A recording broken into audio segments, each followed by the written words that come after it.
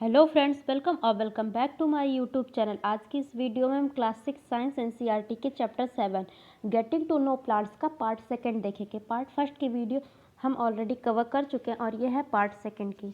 यहाँ पे हम लीफ से देखेंगे। लीफ में हमें यहाँ पे पेटियोल और लैमिना के बारे में बताया गया। पेटियोल क्या होता है? The part of leaf by which it is attach to the stem is called petiole. और जो बचा हुआ ग्रीन कलर का पार्ट होता है वो पूरा हो गया हमारा लैमिना। लीफ का वो पार्ट जो कि स्टेम से अटैच्ड होता है उसे हम बोलते हैं पेटियोल, और जो बचा हुआ ग्रीन कलर का पूरा पार्ट होता है उसे हम बोलते हैं लैमिना। यहाँ पे नेक्स्ट में हमें एक एक्टिविटी दी हुई है, एक्टिविटी 3, जिसमें हमें बताया गया है कि एक लीफ लेनी है हमको और एक वाइट शीट ऑफ पेपर लेना है और उसके ऊपर से पेंसिल की टिप को रब करना। फिर उस रब करने के बाद आपको कुछ इस तरह का इम्प्रेशन देखने को मिलेगा जिसे हम बोलते हैं वेंस। और ये जो प्रोमिनेंट लाइन बीच की है इसे हम बोलते हैं midrib. The design made by the veins in a leaf is called leaf venation. आप इन वेंस के थ्रू लीफ पे जो भी डिजाइन बनती है उसे हम बोलते हैं लीफ विनेशन। आपने डिफरेंट प्लांट में ऑब्जर्व किया होगा कि जो लीफ का वेनेशन होता है वो अलग अलग डिजाइंस में होता है, इसके जिसकी वजह से इसको दो पार्ट में डिवाइड किया गया। पहला हो गया रेटिकुलेट वेनेशन और दूसरा हो गया हमारा पैरेलल वेनेशन। अब रेटिकुलेट वेनेशन क्या होता है, पैरेलल वेनेशन क्या होता है? If the design is net like on both side of the mid rib the venation is called reticulate. अगर आपको मिड रिब के दोनों साइड इस टाइप का स्ट्रक्चर देखने को मिलता है तो प्लांट में हम उस लीफ में हम बोलेंगे कि रेटिकुलेट वेनेशन है। फॉर एग्जांपल रोज़ की लीव्स हो गई, नीम की लीव्स हो गई, बनियान टी की लीव्स हो गई। अगर हम बात करें पैरेलल वेनेशन की तो आपको उसमें वेन्स कुछ इस तरह से पैरेलली सेटल दिखाई पड़ेंगे, जिसलिए हम इसे बोलते हैं पैरेलल वेनेशन। इसके एग्जांपल में हो गया ग्रास हो गया और हो गया हमारा बनाना ट्री। फिर नेक्स्ट में हमें दूसरी एक्टिविटी में बताया गया है कि आपको एक हर्ब लेना है। हर्ब मीन्स एक छोटा सा पौधा लेना है और 2 ट्रांसपेरेंट पॉलीथीन बैग लेने हैं और एक थ्रेड लेना है। और इस एक्टिविटी को हमें डे टाइम में ही करना है जबकि धूप निकली हो, और जो हम पौधा लिए हो ध्यान रहे कि आप हेल्दी रहे और वेल वाटर्ड रहे, वो किसी तरह से सूखा हुआ ना रहे। आपको इस एक्टिविटी को परफॉर्म करने के लिए उस पौधे की लीव्स को पॉलीथीन बैग से और थ्रेड की हेल्प से इस तरह से टाइटली कवर कर देना है ताकि उसमें एयर ना पास हो। फिर यहाँ पे हमें ट्रांसपिरेशन की प्रोसेस के बारे में बताया गया। ट्रांसपिरेशन की प्रोसेस सेम इवोपोरेशन की प्रोसेस की तरह ही होती है। जैसे इवोपोरेशन की प्रोसेस में वाटर वेपर की फॉर्म में बन के उड़ जाता है, ठीक उसी तरह ट्रांसपिरेशन में भी होता है। ट्रांसपिरेशन में क्या होता है कि जो लीव्स होती हैं वो हम फूड प्रिपेयर करती हैं प्लांट के लिए। फूड को प्रिपेयर करने के बाद उनके पास जो भी एक्स्ट्रा वाटर बचता है वो उसे वेपर के फॉर्म में एटमॉस्फेयर में रिलीज कर देती हैं। इस प्रोसेस को हम बोलते हैं transpiration. The removal of extra water from leaves in the form of vapor is called transpiration. आप जब कुछ घंटे बाद उस पॉलीथीन बैग को खोलेंगे तो आपकी उसकी इनर सरफेस पे वही वाटर ड्रॉपलेट्स दिखाई पड़ेंगी जो लीव्स होती हैं, जो लीव्स ने वेपर के फॉर्म में रिलीज़ की थी। ठीक, आप यहाँ पे ट्रांसपिरेशन की प्रोसेस को समझ गए होंगे। अब यहाँ पे एक एक्टिविटी 5 दी हुई है जिसके लिए हमें leaf, spirit, beaker, test tube, burner, water, wash glass, iodine solution की ज़रूरत पड़ेगी। इस एक्टिविटी को करने के लिए आपको टेस्ट ट्यूब में उस लीव्स को डालना होगा और उसके ऊपर से स्प्रिट डालनी होगी ताकि वो लीफ पूरी स्प्रिट में डूब जाए। उसके बाद आपको उसे एक बीकर में हाफ बीकर पानी लेना होगा और उसके बाद उसको उसमें इस टेस्ट ट्यूब को रखना होगा और उस बीकर को तब तक गर्म करना होगा जब तक कि उस पत्ती का जो ग्रीन कलर है वो स्प्रिट में ना आ जाए। आपको जो वो ग्रीन कलर स्प्रिट में ग्रीन कलर दिखाई पड़ेगा पत्ती का, उसे हम बोलते हैं क्लोरोफिल। उस ग्रीन कलर के सब्सटेंस को बोलते हैं क्लोरोफिल। उस ग्रीन कलर के सब्सटेंस की ज़रूरत हमें क्यों होती है? पत्तियों में वो ग्रीन कलर क्यों होता है? क्योंकि जो पत्तियां होती हैं वो प्लांट के लिए फूड प्रिपेयर करती हैं, जिसके लिए उन्हें सनलाइट चाहिए होती है।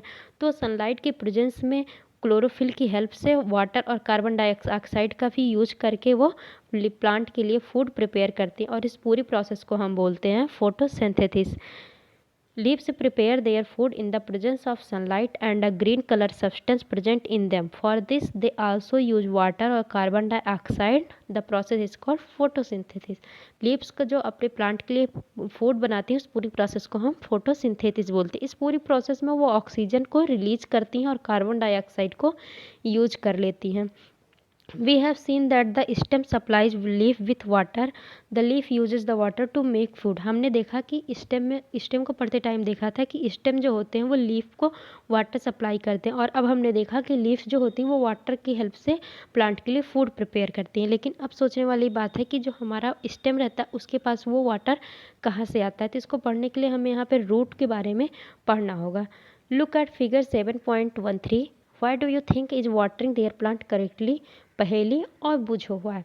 आपको यहाँ पे एक फिगर दिया हुआ और आपको देख के बताना है कि इन दोनों में से कौन प्लांट को सही तरीके से वाटर दे रहा है। यहाँ पे एक एक्टिविटी 6 दी हुई है जिसके लिए हमें 2 पॉट चाहिए होंगे, थोड़ी सी सॉइल, खुरपी और प्लांट चाहिए होंगे। प्लांट जो होने चाहिए वो हमारे सेम काइंड के होने चाहिए। हमें उसे एक ओपन ग्राउंड से डिग करके खोद के निकालना है। अब दोनों प्लांट में रूट होने चाहिए।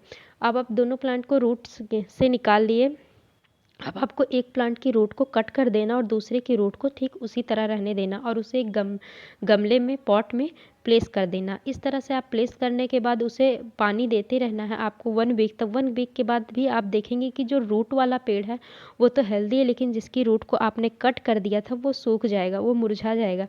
तो इससे हमें रूट की इम्पोर्टेंस के बारे में पता चलता है। यहाँ पे हमें एक्टिविटी 7 दी हुई है जिसके लिए हमें एक कॉटन और एक मेज़ लेना है, कुछ कॉटन के सीड्स कुछ मेज लेने हैं और एक कॉटन लेना है, और कुछ ग्राम और कुछ मेज के सीड्स लेने हैं और एक कॉटन लेना है और कुछ वाटर लेना है। आपको उस कॉटन में मेज को और एक कॉटन के टुकड़े में एक ग्राम को पूरी तरह से कवर करके और उसको रख देना और उस पर आपको डेली वाटर का स्प्रिंकल करना है, वाटर स्प्रिंकल करना। अगर आप देखेंगे कि जब वीक हो जाएगा, जब 1 वीक के बाद आप उसे सेपरेट करने की, कॉटन से सेपरेट करने की कोशिश करेंगे तो उनमें एक वाइट कलर का स्ट्रक्चर निकला होगा, उसमें अंकुर निकल आए होंगे।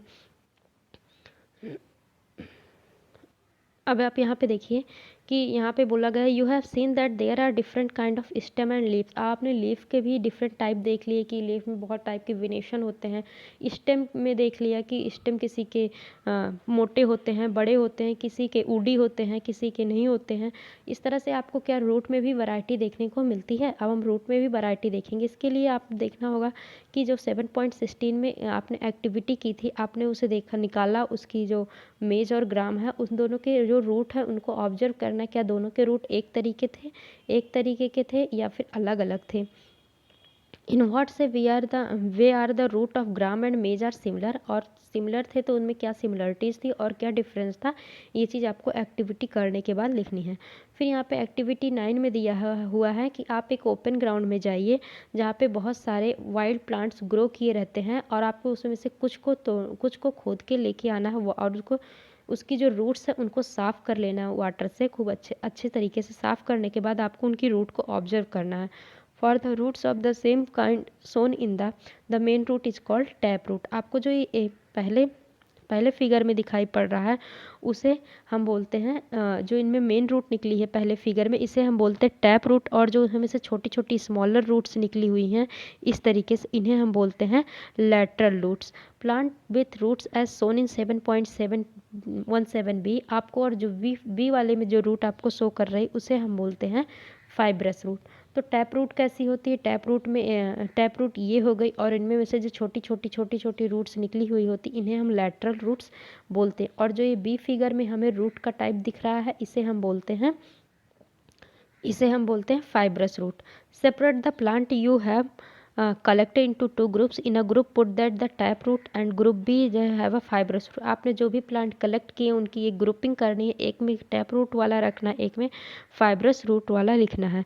उसके बाद फिर आपको उन प्लांट की लीव्स पे भी ध्यान देना, उनमें कौन से टाइप का वेनेशन है। Do you need that the leaf venation and the type of root plant in are related in, और आपको मैच करना है कि क्या टैप रूट वाले और फाइब्रस रूट वाले प्लांट में एक ही तरह का वेनेशन देखने को मिलता है या फिर वेनेशन में भी वेरिएशन देखने को मिलता है।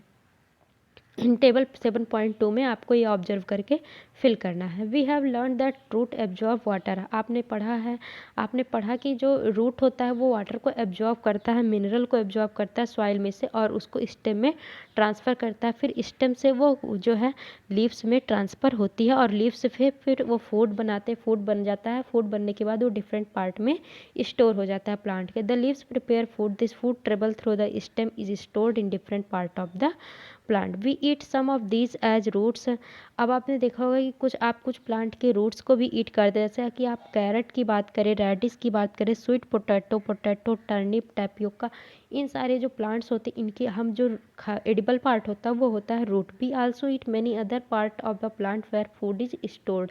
और ऐसे आपने बहुत सारे प्लांट के जो ऐसे बहुत सारे पार्ट को आप खाते हैं जिनमें फूड स्टोर होता है। Do you agree that stem is like a street with two way traffic? Write the name of material that goes up in the stem and that which comes down. In the next section we will study about the structure of the